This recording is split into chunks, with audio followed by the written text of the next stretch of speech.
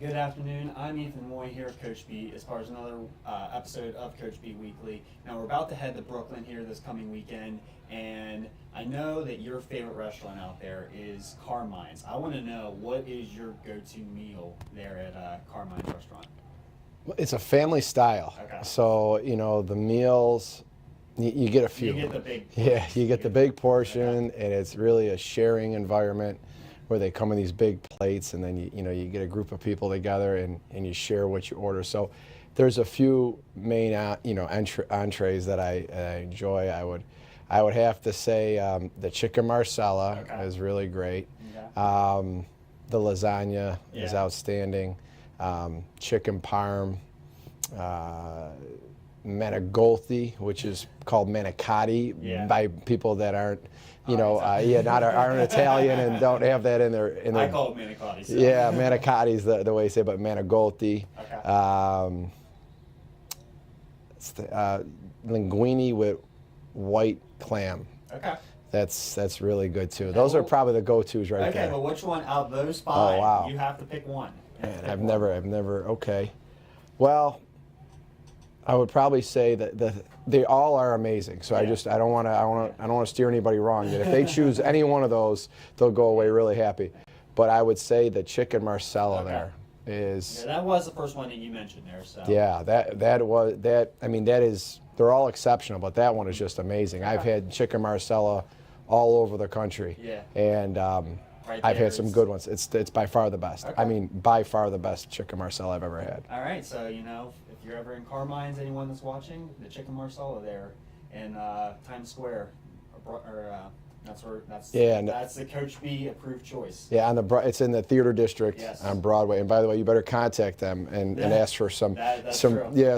compensation for our advertisement here for Carmine's. There we go. It's a great restaurant though, and I have no problem telling people if they are in the New York area, it's a special place to go, especially if you're going to go to a musical Yeah. or a play or something like we have done as a team. We kind of couple that in with going to the musical and the play. It's a great night out. And it's a family-style feast, and I always enjoy that kind of environment. Mm-hmm, absolutely. So, yeah. So had NEC opening weekend this past two games here, and came out with two wins.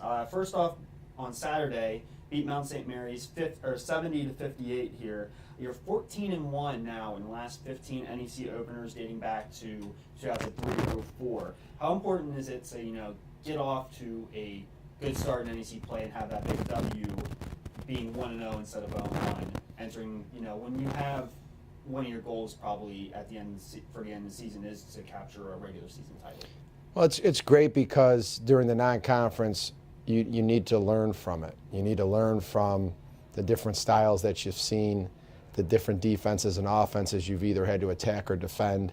So you kind of are developing through the non-conference. You're never going to play that first game and have everything in, and you're going to be the team you want to be by game one. Right. No matter how many returners you have, how experienced your And team you don't is. want to peak in November.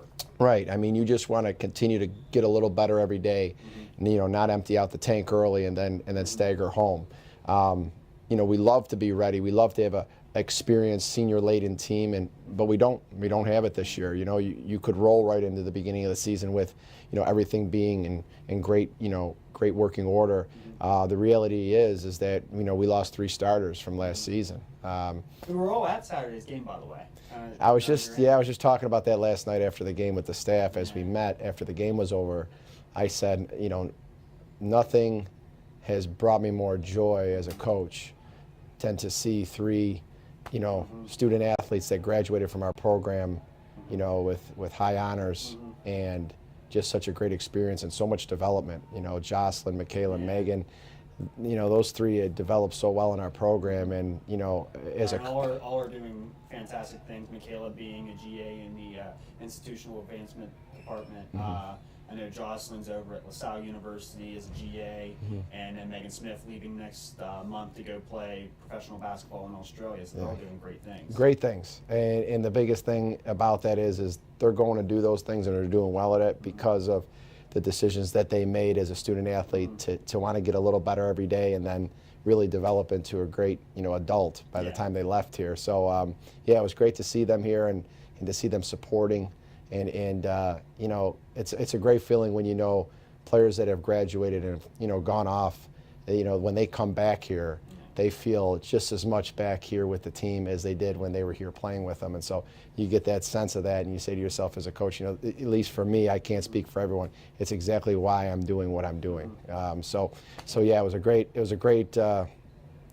weekend for that, and to see those guys, and then obviously to play well on the weekend was great. And building up to it, back to what we were talking about, it was really important for us to take each moment of winning and losing in the non-conference and our youth to grow with big roles that younger players have had to step into. So as we've developed into it, it's nice to start off with that first win and to have learned from a lot of the you know, the trials and tribulations we've had earlier, and start off with a good start, you know. And then last night, you had a 71-49 win over Fairleigh Dickinson. You allowed just 2 points in the first quarter, and let me tell you here a unique trend. I was talking to you beforehand, but I'll tell our viewers here. On my birthday weekend, my birthday is today, but on my birthday weekend, the last 3 years here, we have held our opponents on that Monday game to 3 points in the first quarter, 1 point, and 2 points in the first quarter.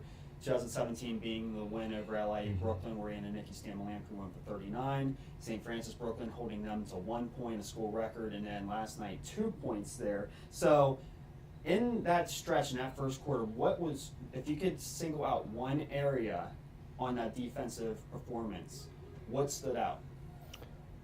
Well, that's an amazing stat, by the way. I know, put that in the game. Yeah, that's a great stat. I mean, that's something that you know, people need to know when they come to the game on your birthday, is that they're expecting to see a great start, you know, in the defensive end. But no, it's you know, preparation, having a good week of practice. You know, going back to Saturday and Monday, you know, both those games, we practiced well all the way through, from 3 days before the game on Saturday through to the shoot around on Monday.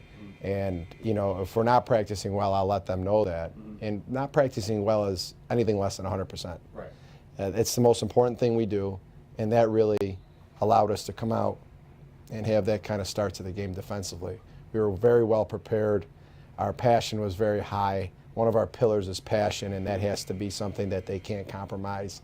And so they went out there, you know, ready to go and ready to, you know, just go out there and work as a unit. You know, the communication was really strong early on. You know, we were, you know, going after loose balls really fast and grabbing them. We were pushing the ball.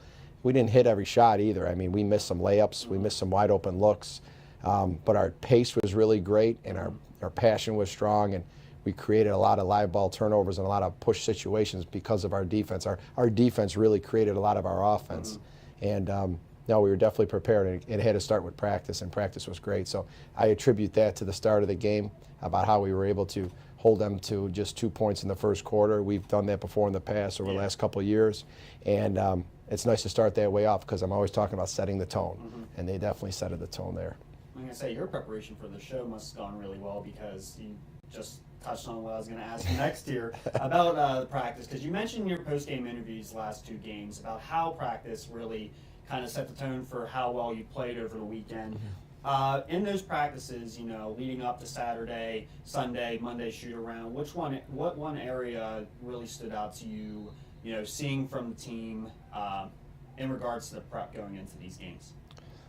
Defensively, obviously, you know, the way that we, you know, identified what they were doing, especially like I said in the first quarter, first half, we were identifying, you know, what they were doing offensively, and we were communicating really well and playing with so much confidence.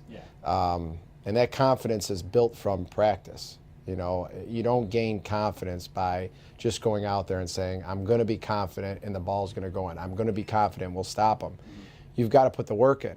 You know, confidence is built upon preparation, and that confidence is built as trust. Trust for your teammates and trust for yourself. You know, there's people that walk around every day that talk about how much they trust themselves, and they really don't. They know that they get lazy, or they don't go 100%, or they're really not focusing. And when you do that at practice every day, and even in those days that are tough days, you know, days that you're not quite 100%, you're a little under the weather, you got a little bump or a bruise, a little, you know, ankles a little bothering you. Those are the days that, you know, when you come and you come 100%, and you don't allow that to take down your work ethic and your joy. You know, joy is very important about it too. You will not last coming to practice every day with misery. You will not last. Right. Nobody can last. You will burn out from coming with an unhealthy mindset. You've got to find joy. I always say you got to find joy in the struggle or the tough moments, the pain, whatever it may be. Yeah. When you find joy in those moments, boy, you can trust yourself then, because you don't want to be comfortable.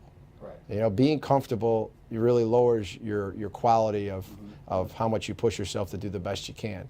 There's a great balance in this. You know, it's very easy to talk about. Right. You know, but you know, you got to put it in practice, and you got to put it in your daily life.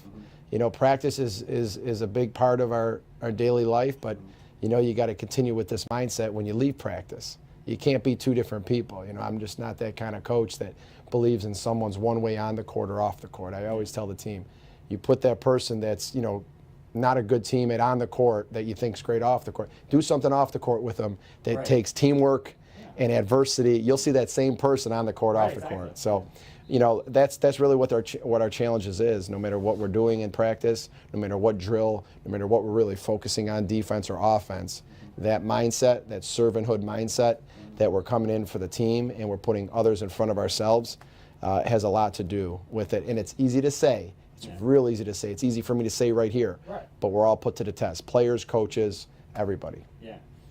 Your two centers here, Nneka Azebo and Ire Azimamadou, they had a pretty good weekend. The average combined between the two, 24.5 points, 16.5 rebounds. Ozzy went for 17 and 8 against Mount St. Mary's. Nneka had her first double-double of the season against FDU. You know, with those two there, how impressed were you about them getting off to a good start there in NEC play, and how important are they going forward? Both of them interchangeable. Consistency is going to be important for us. You know, that's something like when you lose 3 starters, you know, and whether you start or come off the bench, when I say they were 3 starters, they were bulk minute players. Right. If we lost 3 players that came off the bench that played bulk minutes, it would be a big blow to our team as well, where we have to make sure we're ready to step up either way. But yeah, the consistency factor. You know, last season, Megan Smith, Michaela Mulrain, and Jocelyn Jones were as consistent as you can get for this program. And they came to work every day, whether they shot the ball well or they didn't. They did the other things. I mean, those guys were solid and consistent. And that's what we're looking for now with, you know, as we're speaking particularly with our center position, consistency throughout. Not one says, okay, she's playing well, I can tone it down. It's got to be, hey, we work off of each other. I'm going to go in and give good minutes. I'm going to go in and give good minutes. There's a lot of potential there and talent. The mindset to be consistent and, like we talked about before, being tough and continuing to battle even when things aren't going your way. That's what I'm looking for out of that position. And you can see when they get it going and they're feeling good in there, they make it look very easy. Yeah. But when they're struggling and teams are going to, you know, do things to try to bother you and try to take you off your game. Doubling or swatting at the ball. Yeah. Yep, being a little more physical, getting away with a foul maybe, doing something that, you know, is making you uncomfortable, taking something away that you've kind of got comfortable with, where you can turn one way all the time. You've got to be able to handle that. Yeah. And we can't be on highs and lows. Even with those numbers that we had at the center position, we still got to work on the high and lows. High and lows, don't go in stretches. I mean, last night it was a great example. I talked to the team about this. The end of the first half, Ozzy caught a running, fast break layup with the left hand at the buzzer with someone contesting the shot on the run. That was about as high level for a center as you can get. That last year. Right, she doesn't make it. And then she finishes that with the way we were playing and the mentality we had in that first half against the last game against FDU last night. Now in the second half, we're late in the game. Nina Augustin does a great job. Finn breaks somebody down, goes to the basket, drops it off to Ozzy. She's standing completely stationary, and the same side of the basket she finished that layup, nobody near her, and she misses that layup. That's the consistency and the focus and the steadiness that we're talking about. You know, we can't be high and low where the team's playing real well and everything's going well, the defense is great. Well, we'll finish now and we'll play with a lot of energy. We have to be able to do that for 40 minutes, and we have to be able to do that day in and day out. Whether you're making a shot or missing a layup or whatever the case may be, the energy's got to stay at a high level. That's really what we're looking for out of that position. But the numbers are good right now, like you said, they're doing well, and they got to continue. Sure. I have another step here for you. Since you took over as head coach here in the 2016-17 season, Robert Morris is now 15-0 when scoring 70 or more points. So what I'm going to ask you here is that number, 70 points, is that a benchmark that you want to try to meet offensively every game? I mean, stats don't lie. Hey, I mean, it's something I never thought about it. You know, it's you know, when you get things, you know, offense is going to go up and down.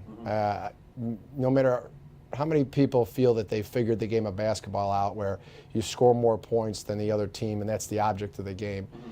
You also stop the team from scoring more points than you. You don't get caught up in the mentality that to outscore someone. You get caught up in the mentality, at least in my belief about the game of basketball, to create the easier shots than the opponent and continue to defend when the ball's not going in the basket. You've got to be assertive on the offensive end, and you've got to have these healthy balances of being, you know, passionately aggressive with control. And that's a fine balance. You know, you see people go hard to the basket with their head up, finishing, and then you see people going hard to the basket with their head down, flinging the ball up. Exactly. That it's kind of an example of, you know, having a passion towards finding that great balance of being assertive and going after it with control. And we have to have wisdom. And when you have young team, you have to develop wisdom quickly. And again, at practice, you get a lot of that. And the mentality you keep on and off the court, you get a lot of that from wisdom. And so that's going to help us offensively, is to, you know, continue to go after it and work on our trade. And when we have those great nights shooting, you know, like you said, that stat's a great stat, that we were 15-0.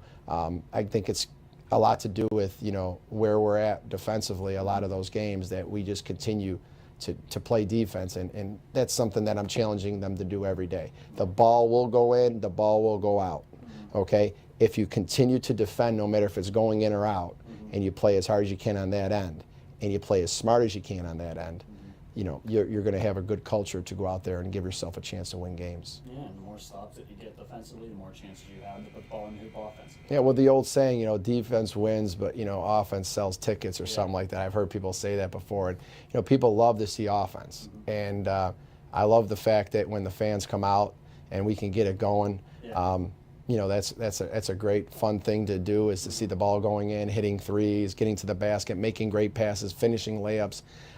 It's fun, and there's no question about it.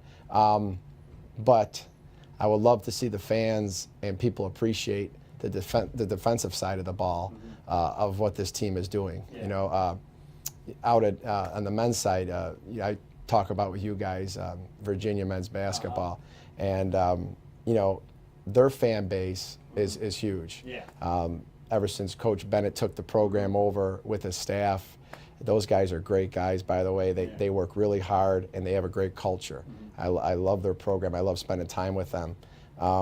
But the point I'm trying to make about it is that their fans have found a great joy in the defensive side of the ball. They really enjoy coming to the game and watching how hard they defend. And I think if you ask the fans that were at the game last night in that first half, seeing us make those steals and knock those balls down and push the ball. And the opponent's score there. Yeah, I think that there is fun in that as well, and people just have to open up their mind not to fall victim to the stuff that they see every day on SportsCenter or whatever network they're watching when it comes to sports highlights. It's usually the offensive side of the ball, not the great steal or, you know, the great defensive, you know, stops that they're getting, the contested shots, and that's just the culture of, you know, entertainment. But if you come to the games and you could appreciate the defensive side of things, you'll find more value in the way we're playing. I got a question here from Kelly. She asked, with the team about to head to Brooklyn, how long does it take to adjust from a long home stand to a multiple weekend road trip? That's a great question, because I was told last night after the game we had, what do we have, 6 in a row at home? 6 in a row at home, the longest home stand of the year, and now we got 4 in a row on the road. Longest road trip. Yeah, you have to take it one at a time. That's first of all. You focus on that next game. Maybe that's ahead of you. I didn't even know we had 4 in a row on the road, but because I'm always just thinking about the next game. But yeah, I mean, you have to take it one at a time first and foremost, and just prepare the same way you would prepare if you were at home. Obviously, when you stay at a hotel and you're going into someone else's facility to practice in the locker room and all, that's a little different. But you can't let that take you out of what your routine is, and that's mentally just staying locked into the scout and staying locked into what, most importantly, what we got to do to be better. Focusing in on ourselves as far as what can we be a better team for, and that's really all you can do. I mean, obviously travel and weather and things sometimes get thrown at you that you don't plan on. You got to have hands wide open with a full heart. I've never been one to just say, well, home court and on the road. I know that the crowd could be loud. When we go into places that are a little different, we like to get in there and say, okay, soak this up. Yeah. This is a big arena, real big, the depth perception. We love to get in there and shoot, get used to it.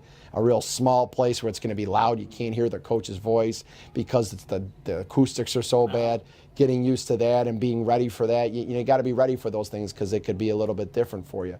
But the game is going to be won in between the lines. It's going to be won with who goes out there and is the tougher and the better team that day. So you just take it one at a time. You don't look at that as something that's going to be overwhelming. Yeah. The big picture always looks big and can be overwhelming if you start looking at 4 games on a road. That's a lot. That's going to be a lot of travel. That's going to be a lot.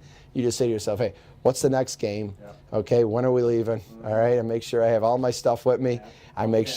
Don't forget anything. I got my schoolwork. I got all my stuff. I'm ready to go. Let's go. And when you have that positive attitude towards it, you can do some great things as long as you're taking it one moment at a time. That's really the best way I can describe it, and that's everything I know from my experience growing as a coach is that you just don't look at the big picture. You look at the next game, and you stay in today's moment. You don't think about tomorrow's stresses. Today has its own stresses. And then you have St. Francis Brooklyn. You have LAU Brooklyn here lastly to end the show. I know you're not going to talk about LA Brooklyn because that's a Monday game. You're not focused on them yet. So St. Francis Brooklyn, Saturday, 1 o'clock tip, out there at the Pope Center. Team, new coach now after John Thurston retired. Team that is always, we always seem to split with them. They either 2 years ago they beat us at the Sewell Center and then we beat them at the Pope Center last year.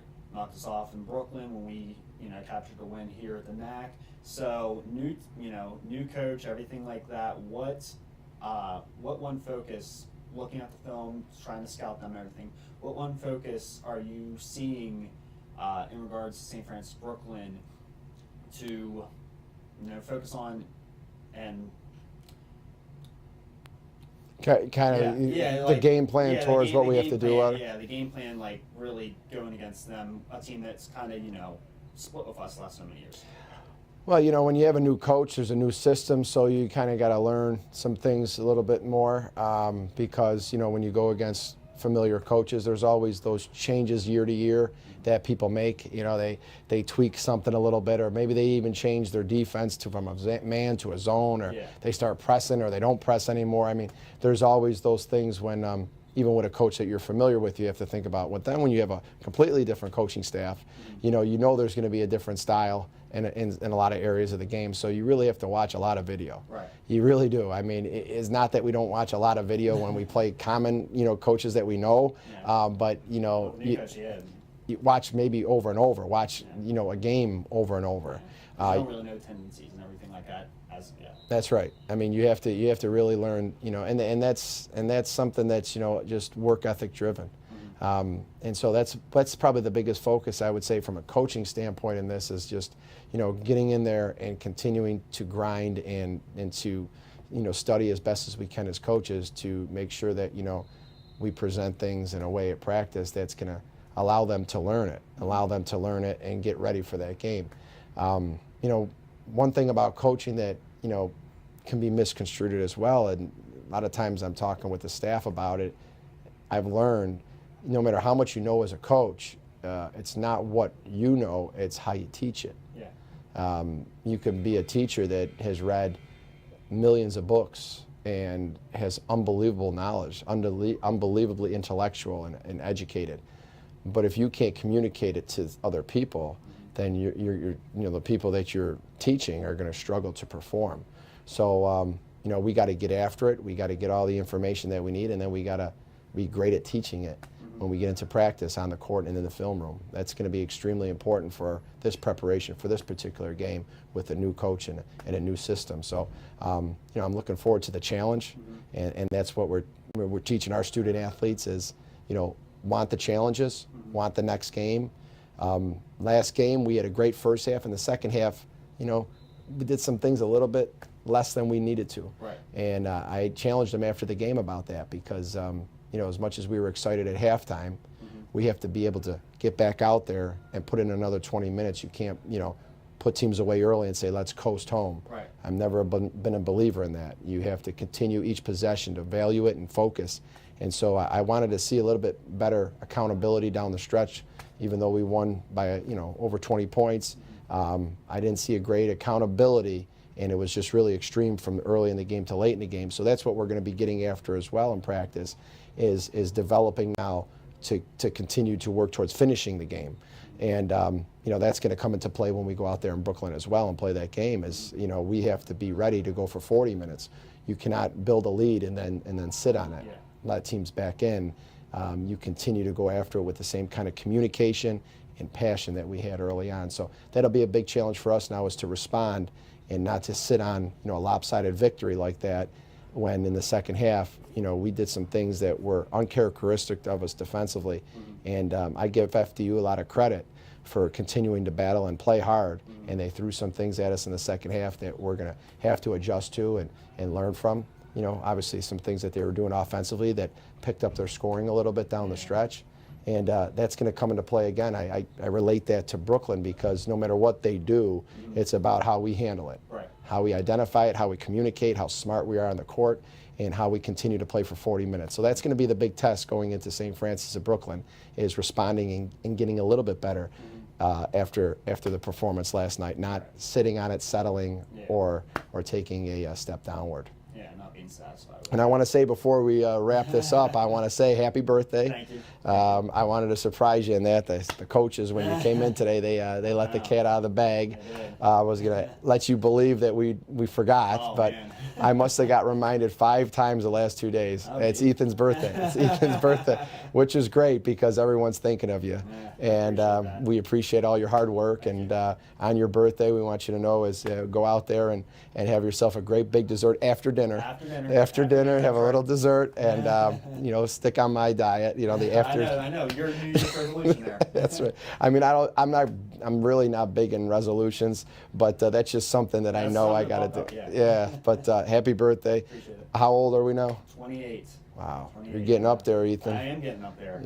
I feel it. You're going ahead of me. That's right. All right. But I appreciate that. Thank you. You're welcome. And good luck this weekend. And when we're out there in Brooklyn, enjoy your Carmines as well. I appreciate it. Thank you. I will enjoy it, and I'm sure you're going to enjoy it too with us. Yeah, absolutely. Saturday's game against St. Francis Brooklyn is a 1 p.m. start. LIU Brooklyn on Monday is a 7 p.m. start. Both games can be seen on NEC Front Row.